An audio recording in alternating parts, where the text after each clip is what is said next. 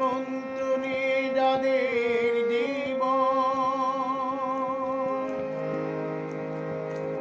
সত্যং শিবং সুন্দরম দুঃখের পৃথিবীটা তাদের কাছে এক আনন্দের আশ্রম। তিনটি মন্ত্রণী যাদের জীবন সত্যং শিবং সুন্দরম দুঃখের পৃথিবীটা তাদের কাছে এক আনন্দ